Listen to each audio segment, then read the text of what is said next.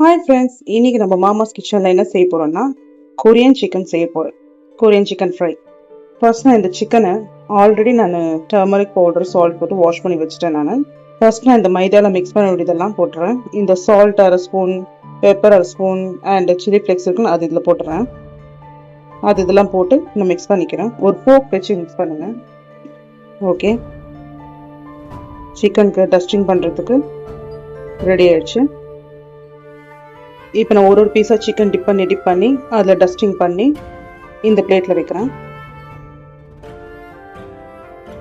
First எக்கில் tip பண்ணிக்கணும்.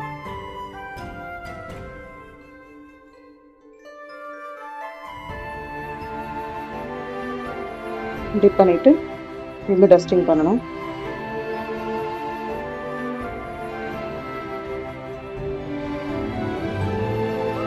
Again ஒரு தடவை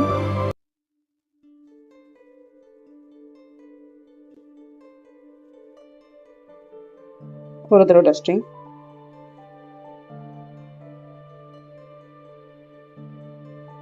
இந்த மாதிரி பண்ணி நான் இந்த மாதிரி பிளேட்டில் அடுக்கி வச்சுக்கிறேன். ஃபஸ்ட்டு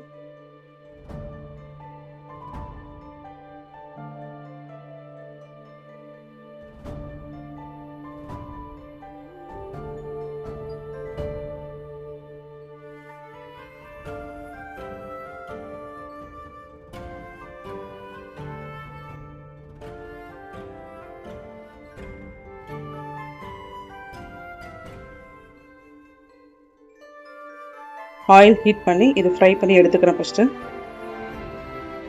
ஓகேங்க, எண்ணெய் நல்லா கொதிச்சு இது நான் சிக்கன் பீசஸை போடுறேன்.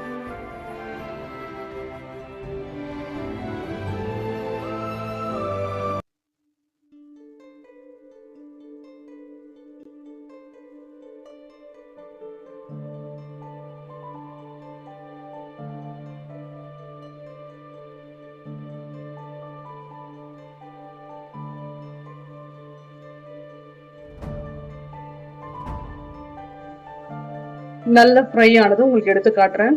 நான் இந்த சிக்கன் ஃப்ரை பண்ணி வச்சிட்டேன் ஆல்ரெடி. அந்த எண்ணெயிலே கொஞ்சோண்டு எண்ணெய் எடுத்திருக்கேன். அதில் இப்போ நம்ம செய்யலாம். இதுக்கு தேவை வெறும் கார்லிக் தான். ஓகேங்க, எண்ணெய் காமிச்சு இப்போ இந்த கார்லிக் சாப் பண்ணி வச்சிருக்கேன் சின்ன சின்ன அது போட்டுறேன். 2 கர்லிக்.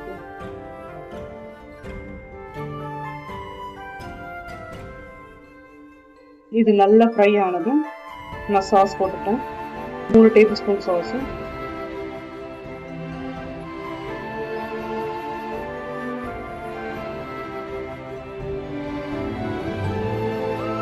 இதுலேயே கொஞ்சம் ஸ்ப்ரிங் ஆனியன்,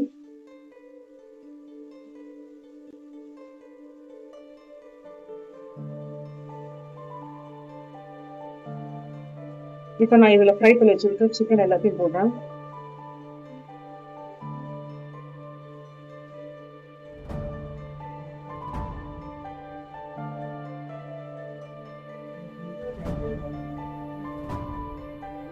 இதுலேயே கொஞ்சம் நான் கரைச்சி வச்சுருக்கேன்.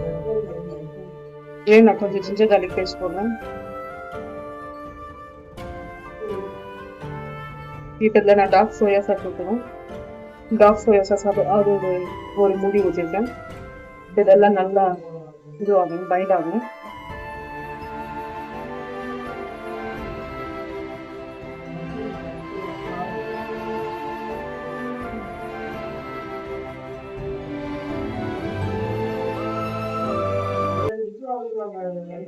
நான் கொஞ்சம் ஒரு ஸ்பூன் கார்ன்ஃப்ளவர் வந்து தண்ணியில மிக்ஸ் பண்ணி வச்சுட்டு அதே இதில் வைக்கிறேன்.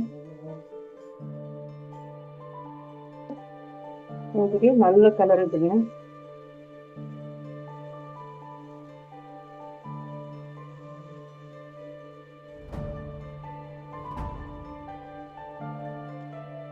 இப்போ இந்த டைம்ல நான் வறுத்து வச்சிருக்க இந்த எள்ளு போடுறேங்க.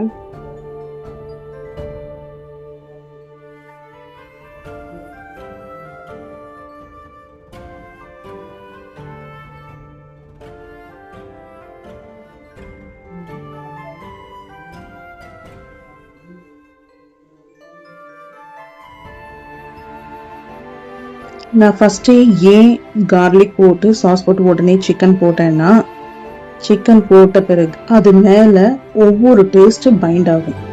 ஃபஸ்ட்டு சாஸு, அதுக்கப்புறம் இந்த சோயா சாஸு, அதுக்கப்புறம் கார்லிக் பேஸ்ட்டு, இதெல்லாம் பைண்ட் ஆகி லாஸ்ட்ல ஃபினிஷ் ஆகும்போது நீங்க அது வாயில வச்சு கடிக்கும் போது ஒவ்வொரு பைட்டுக்கும் ஒவ்வொரு சுவை பிளாஸ்ட் ஆகும். அவ்வளவுதாங்க, உங்க நாக்குக்கு கொண்டாட்டம் தான். திரும்ப திரும்ப வேணும்னு கேட்பீங்க. அதனால சிக்கன் போட்ட பிறகு நெக்ஸ்ட் நான் சேர்த்தேன். ஏன்னா சாஸ்ல கொஞ்சம் ஸ்வீட்னஸ் இருக்கும், சோயா சாஸ்ல கொஞ்சம் சோர்னஸ் இருக்கும், அதனால தான். சரிங்களா? சால்ட் நீங்க போட வேண்டிய அவசியம் இல்லை. ஆல்ரெடி நம்ம சிக்கன்ல சால்ட் போட்டிருக்கனால போட தேவையில்லை. கொஞ்சம் லைட்டா பெப்பர் மட்டும் தூவிக்கிறோம்.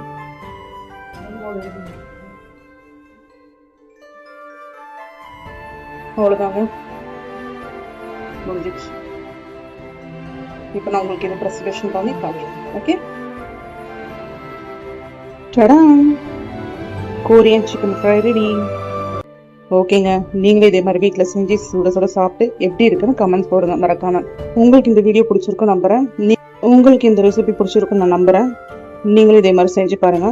ஓகேங்களா? சரிங்க, இப்போ நம்ம மாமாஸ் கிச்சன்ல இருந்து கிளம்புறேன். டடா பாய். சரிங்க, நீங்களாம் எப்படி இருக்கீங்க? டைமுக்கு சாப்பிட்டு ஹெல்த்தியாக இருங்க.